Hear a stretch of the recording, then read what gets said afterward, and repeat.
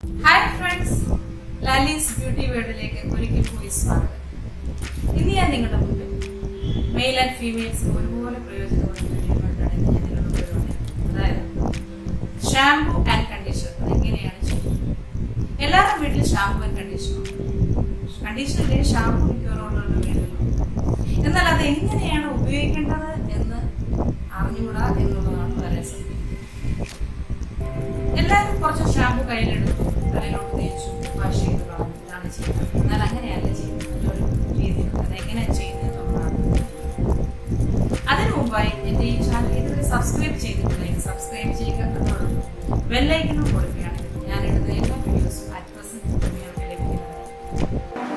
Shampoo ചെയ്യാൻ വേണ്ടി നമ്മൾ കുറച്ച് കപ്പിനകത്ത് കുറച്ച് വെള്ളം എടുക്കുക. അത് നമ്മുടെ മുടിക്കനുസരിച്ച്, കുറച്ച് മുടിയാണ് കുറച്ച് വെള്ളം, ഇപ്പോൾ ഏറെ മുടിയുണ്ടെങ്കിൽ അതിന് കുറച്ച് വെള്ളം എടുത്തതിന് ശേഷം അതിനകത്തോട്ട് ഷാംപൂ ഇട്ട് നല്ലതുപോലെ മിക്സ് ചെയ്യണം. നമ്മൾ ആ വെള്ളത്തിൽ നല്ലതുപോലെ മിക്സ് ചെയ്യണം. നമ്മൾ സാധനം ഡയറക്റ്റ് അങ്ങ് എടുത്ത് അങ്ങ് ഇങ്ങ് പിടിക്കുക.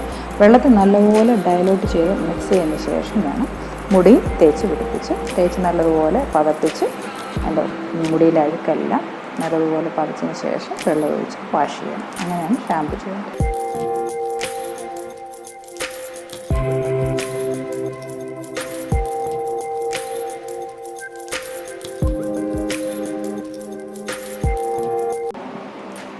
ടവൽ ഡ്രയർ ചെയ്തതിന് ശേഷം നമ്മൾ കുറച്ച് കയ്യിലേക്ക് ഇതേപോലെ കുറച്ച് കണ്ടീഷണർ ഇട്ട് വീണ്ടും അത് സ്കാൽപ്പേൽ പുരളാൻ പാടില്ല.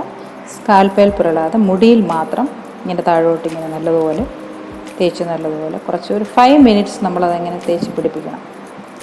പ്രത്യേകിച്ച് ഓർക്കുക, നമ്മൾ തലയോട്ടി സ്കാൽപ്പേൽ പുരട്ടരുത്. അല്ലാതെ നമ്മൾ നല്ലത് വൃത്തിയായിട്ട് കുറച്ചൊരു 5 മിനിറ്റ്സ് നമ്മളതിങ്ങനെ ആ കണ്ടീഷണർ ഇങ്ങനെ പുരട്ടിക്കൊണ്ടേയിരിക്കണം. പറ്റിയതിന് ശേഷം വേണം വാഷ് ചെയ്യാൻ. അതിന് ശേഷം ബ്ലോ ഡ്രൈ ചെയ്യാം. ഓക്കെ.